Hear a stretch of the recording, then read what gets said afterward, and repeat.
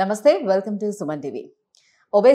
Obesity వల్ల చాలా రకాల సమస్యలు ఏర్పడుతూనే ఉంటాయి. అందులోని నీ జాయింట్స్ కూడా అరిగిపోవడం అనేది ఒక సమస్యగా మనం చూడొచ్చు. సో ఒబేసిటీ ఉండే వాళ్ళకి నీ జాయింట్ పెయిన్స్ ఎందుకు ఎక్కువగా వస్తాయి, మన నీ జాయింట్స్ అనేవి ఎంతవరకు బరువును మోయగలుగుతాయి, అలాగే కార్టిలేజ్ అరిగిపోవడం వల్ల కూడా నీ జాయింట్ పెయిన్స్ వస్తాయని చెప్తూ ఉంటారు. బట్ ఈ కార్టిలేజ్ని ఇంక్రీజ్ చేసుకోవడం అసలు ఏ రకంగా కూడా సాధ్యం కాదని కూడా అంటారు. విత్ ఫుడ్తో కానివ్వండి, లేకపోతే మెడిసిన్స్తో కానివ్వండి, ట్రీట్మెంట్స్తో కానివ్వండి, ఎట్టి పరిస్థితుల్లో కూడా కార్టిలేజ్ ఇంక్రీజ్ కాదు అని చెప్తూ ఉంటారు. బట్ పీఆర్పీతో ఇది సాధ్యం అవుతుంది అని కూడా డాక్టర్స్ అంటున్నారు. ఏ రకంగా పీఆర్పీ ట్రీట్మెంట్ తోటి కార్టిలేజ్ ఇంక్రీజ్ అవుతుంది, సో ఈ విషయాలన్నీ కూడా డిస్కస్ చేసేద్దాం. సో మనతో పాటు ఉన్నారు Jubilee Hills branch EP on pain management నుంచి doctor Sudheer Dhara garu. Hello sir. Sir, first of all obesity ఉండే వాళ్ళలోనే ఎక్కువగా నీ జాయింట్ పెయిన్స్ వస్తాయి. సో వాళ్ళు బరువు మన మోకాళ్ళు మొయ్యలేదు, దానివల్లే వస్తుంది అని చెప్తూ ఉంటారు. మన మోకాళ్ళు అనేది ఎంత వెయిట్ని బేర్ చేయగలుగుతుంది? ఒబేసిటీ ఉన్న అందరిలో మోకాళ్ళు అరగవు. ఎందుకని? ఒబేసిటీ ఉన్నంత మట్టుకు తప్పకుండా గుజ్జు అరిగి మోకాలు నొప్పి రావాలన్న కారణం ఎందుకు లేదంటే ఆ ఒబేసిటీ తగ్గట్టుగా వాళ్ళ మోకాళ్ళు ఫ్రేమ్ అయింటాయి. ఓకే. సో న్యాచురల్గానే వాళ్ళు చిన్నప్పటి నుంచి ఒబేజ్ ఉంటారు. సో అదేవిధంగా మోకాళ్ళు స్ట్రెంగ్తన్ అవుతూ ఉంటాయి అన్నమాట. అందరికీ అరగవు, కొంతమందికి అరవచ్చు. అంటే ఒబేసిటీ ఉన్న వాళ్ళలో అరిగే ఛాన్సెస్ ఎక్కువ ఉండొచ్చు, కానీ తప్పకుండా 100% అందరు ఒబేజ్ ఉన్న వాళ్ళలో మోకాళ్ళు అరుగుతాయంటే తప్పది. అందుకని మనం చూడండి, కొంతమంది 120 కేజీలు 110 కేజీలు ఉన్న వాళ్ళకి వేరే నొప్పులు ఏమైనా రావచ్చు, మోకాళ్ళు ఫస్ట్ క్లాస్ ఉంటుంది.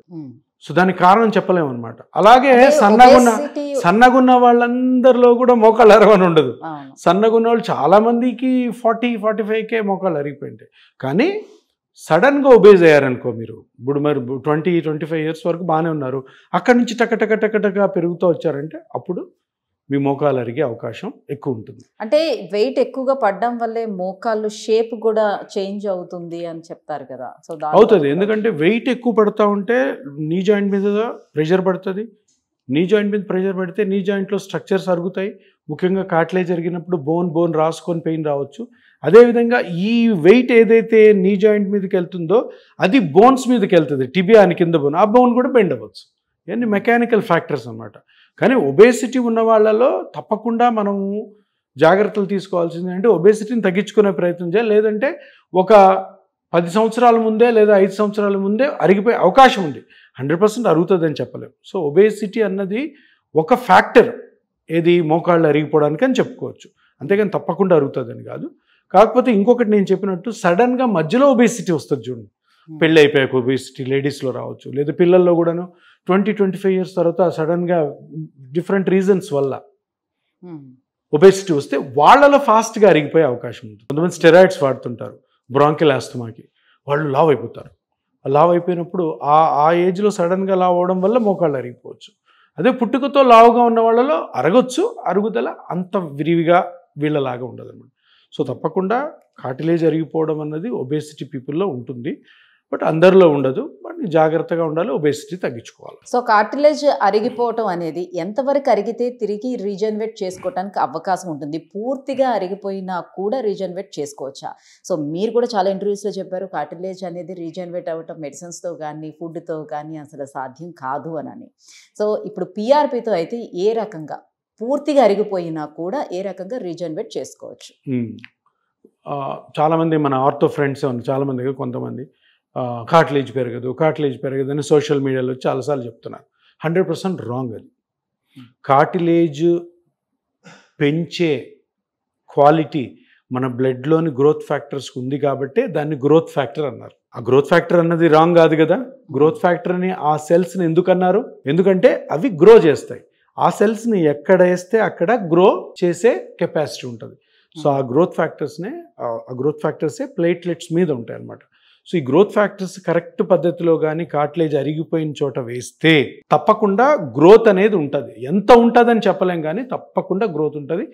ఆ గ్రోత్ ఫ్యాక్టర్స్కి ఆ పేరు ఇవ్వడానికి గల కారణమే అవి గ్రోత్ని క్రాస్ చేస్తాను. దీనికి సరే ఆయన గ్రోత్ ఉండదని అనడము, నేను ఉంటుంది అనడానికి అంత వాల్యూ ఉండదు. వాల్యూ అనేది రీసెర్చ్లో ఉంటుంది. సో ఇది చూసారా, ఇది చాలా తక్కువ రీసెర్చ్ పేపర్స్ ఇవి. నా దగ్గర కొన్ని వేల పేపర్స్ ఉన్నాయి. ఆ పేపర్స్లో, ఆ స్టడీస్లో, ఆ ఎక్స్పెరిమెంట్స్లో తప్పకుండా గ్రోత్ ఫ్యాక్టర్స్ కార్టిలేజ్ అరిగిపోయిన కార్టిలేజ్ మీద వేస్తే గ్రోత్ ఉంటుంది అని ప్రూవ్ చేసిన పేపర్స్ మర్చిపోక నేను ఒక 150-200 పెట్టాను. దగ్గర 15,000 పేపర్లు ఉన్నాయి. ఇవి గ్రోత్ ఫ్యాక్టర్స్, బ్లడ్లో ఉన్న గ్రోత్ ఫ్యాక్టర్స్ కార్టిలేజ్ని గ్రో చేస్తాయి. దీన్ని ఎవరు డినై చేయడానికి లేదు, ఊరికే అట్లా మాట్లాడడం కూడా మంచిది కాదు, తప్పకుండా గ్రో చేస్తాయి. మీరు అడిగిన క్వశ్చన్ ఏంటంటే ఎంత తగ్గిపోయినా కూడా చేయొచ్చు. ఇప్పుడు కార్టిలేజ్ గ్రోత్, కార్టిలేజ్ అరిగిపోవడం అంతా కూడా కార్టిలేజ్ థిక్నెస్ మీద డిపెండ్ అయి ఉంటుంది. ఒక పేషెంట్కి గుజ్జు అరిగిపోవడం వల్ల నొప్పి వచ్చింది అంటే జనరల్గా ఆ గ్రోత్ ఎంత ఉంది, ఆ థిక్నెస్ ఎంత ఉంది, ఆ కార్టిలేజ్ థిక్నెస్ ఉంటుంది. మామూలుగా ఒక హెల్తీ పర్సన్ కి ఆ కార్టిలేజ్ థిక్నెస్ ఎంత mm లో వయస్సు ప్రకారం ఉంటుంది. 30 to 40, 40 to 50, 50 to 60, 60 to 70. జనరల్గా మోకాలు నొప్పి వచ్చేది 50 to 60. 50 to 60 ఇయర్స్ మధ్యలో ఒక మనిషికి మోకాలు నొప్పి లేదంటే కార్టిలేజ్ థిక్నెస్, రెండు ఎముకల మధ్యలో కార్టిలేజ్ థిక్నెస్ 2 millimeters ఉంటుంది. 2 to 2.5 లేదు 1.8 to 2 mm ఉన్నా కూడాను మీకు నొప్పి ఉండదు. సో దాన్ని ఒక మార్క తీసుకొని మనము ఈ స్కాన్స్ చేసినప్పుడు పెయిన్ ఎక్కడి నుంచి వస్తుంది, అక్కడ కార్టిలేజ్ ఎంత ఉంది, ఆయన ఏజ్కి ఎంత ఉండాలి, దాని ప్రకారం క్యాలిక్యులేట్ చేసుకొని చేస్తాం అన్నమాట. ఇప్పుడు 2 mm ఉండాలి.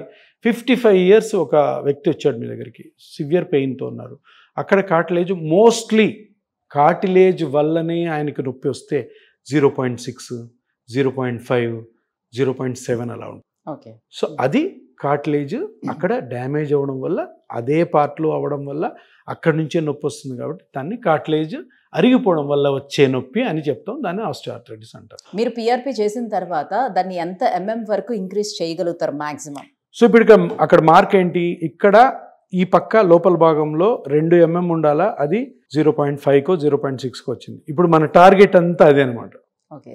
సో ఆ పార్ట్ని ఆయన యొక్క ఓన్ బ్లడ్లోని, ఓన్ ప్లాస్మాలోని, ప్లేట్లెట్స్లోని గ్రోత్ ఫ్యాక్టర్స్ని తీసి అక్కడ కరెక్ట్గా వదలడం వల్ల అది మళ్ళీ స్టార్ట్ అవుతుంది. ప్రతిసారి ఆయన మన దగ్గరికి వచ్చినప్పుడు ఎంత పెరిగింది, నొప్పి ఎంత తగ్గింది, మేము చెప్పిన యాక్టివిటీస్ కరెక్ట్గా చేస్తున్నారు లేదా అన్నది ఆ గ్రోత్తో పాటు చూస్తూ ఉంటాం అన్నమాట. బాగా పెరిగింది, ప్లస్ ఆయన యాక్టివిటీస్ కరెక్ట్గా చేస్తున్నారు, నొప్పి కూడా బాగా తగ్గుతుంది. అంటే పెరగడం అనేది దేని మీద డిపెండ్ అయి ఉంటుంది? డిపెండింగ్ ఆన్ పిఆర్పి, మనం చేసిన పిఆర్పి ప్లస్ ఆల్సో ఇవి exercises, food habits plus activities. ఏం యాక్టివిటీ చెప్తే అదే చేయాలి, ఎక్కువ చేయకూడదు, తక్కువ చేయకూడదు. ఇవన్నీ కలుపుకొని మంచి పద్ధతిలో మనం కానీ పిఆర్పి చేయగలిగితే, అది కూడా చాలా ఇంపార్టెంట్. టెక్నిక్ కరెక్ట్గా ఉండాలి, కరెక్ట్గా అక్కడే రిలీజ్ చేయాలి, కరెక్ట్గా ఎక్స్ట్రాక్షన్ తీసుకోవాలి గ్రోత్ ఫ్యాక్టర్స్.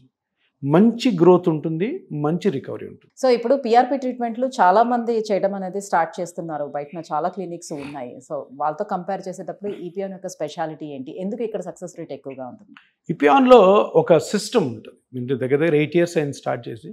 సిస్టమ్ ఏంటంటే పేషెంట్ సెలెక్షన్, పేషెంట్ని కరెక్ట్గా ఎగ్జామిన్ చేసి కరెక్ట్గా ఎక్కడైతే ప్రాబ్లం ఉందో దాన్ని స్కానింగ్స్ ద్వారా తెలుసుకోవడం, దానికి ఒక 4 డాక్టర్లు కూర్చొని ప్రోటోకాలైజ్ చేయడం, ప్రోటోకాల్ చేసిన తర్వాత పేషెంట్కి ఎక్స్ప్లెయిన్ చేయడం.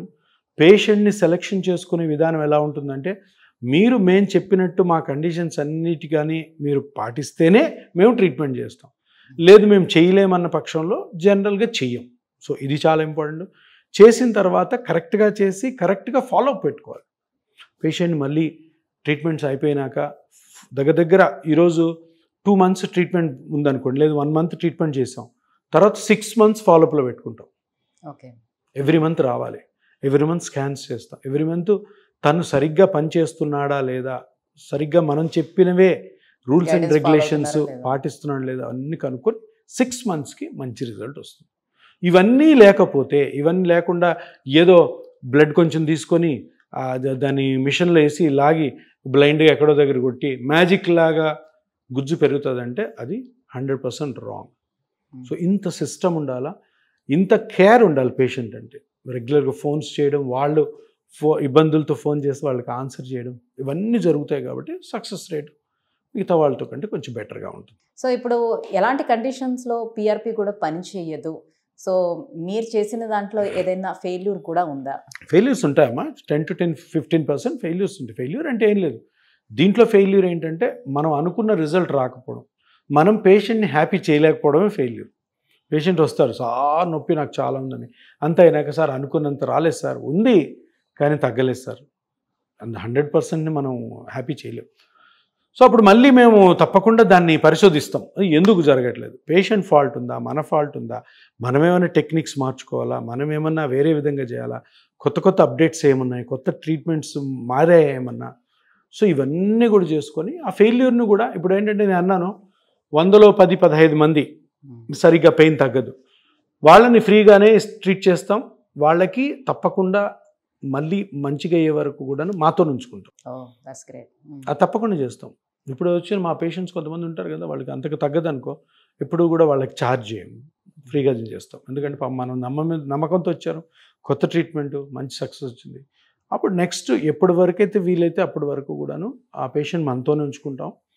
ఇంకా వేరే ఆప్షన్స్ ఏమన్నా పేషెంట్ మనతో చెప్పినప్పుడు సరే అయితే ఈ ఆప్షన్కి కూడా వెళ్ళొచ్చు అని అడ్వైజ్ ఇచ్చి మ్యూచువల్ కన్సెంట్ వాళ్ళని వేరే ట్రీట్మెంట్ పంపిస్తుంది. బట్ ఎప్పుడైతే పేషెంట్ని మనము తీసుకున్నప్పుడు తప్పకుండా ఎన్నిసార్లు అయినా కానీ ఆయన కరెక్ట్గా కానీ మనం చెప్పినట్టు పాటిస్తూ ఉంటే మనతోనే ఉంటాడు పేషెంట్. సో పిఆర్పి ట్రీట్మెంట్ చేసిన తర్వాత కూడా వాళ్ళకి ఏమైనా మెడికేషన్ ఫాలో అవ్వాల్సిన నెసెసిటీ ఏమైనా ఉంటుందా? చిన్న చిన్న మెడికేషన్స్ ఉంటాయి, ఎక్కువ ఉండవు, 2-3 ట్యాబ్లెట్స్ ఓన్లీ ఆ కార్టిలేజ్ గ్రో అయిందని స్ట్రెంగ్తనింగ్ కోసము, ప్లస్ ఆల్సో కొంచెం ఈ నర్వ్ పెయిన్ ఉంటుంది, కొంచెం ఆ నర్వ్ పెయిన్ తగ్గడం కోసం వైటమిన్ లాంటి ట్యాబ్లెట్స్ ఉంటాయి, కొన్నిసార్లు ఆయిల్స్ కూడా రాసిస్తాం.